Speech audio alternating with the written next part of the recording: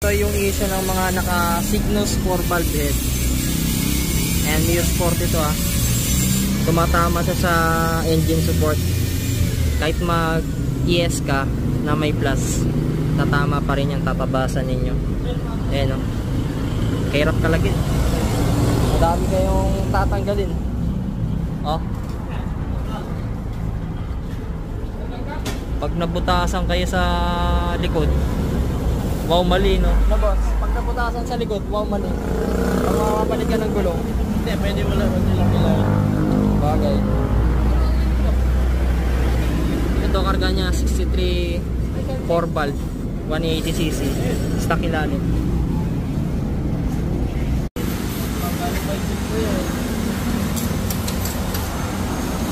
Bago natin yung mamaya may tatamaan para maiwas pa rin natin, tama natin bullet. Magkaya bullet na yun, kaya mo na naman 4 valve Cygnus head, tapos 63mm black rumbor na MTRD.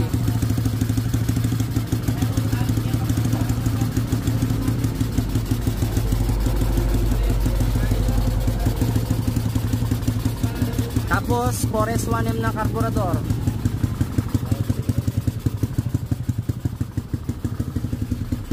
Nga tol, bombay mo nga tol.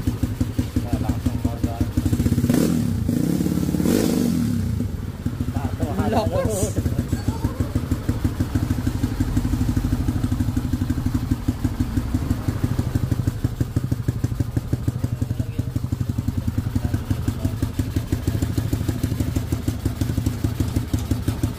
Issue ng naka 4 valve. Ayan, nagawa natin ng paraan. Sumunod na ang noo.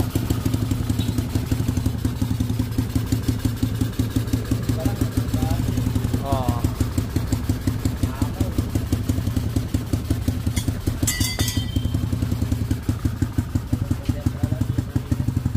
Bakit ginanito mo naman sa kwan?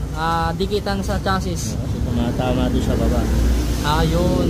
Yun ang issue ng naka 4 valve. Kasi no? yan, iiwas naman yan pag binaba niya yung ano yun. Kung binaba mo pa to, pag center stand yan, ito naman yan. oo.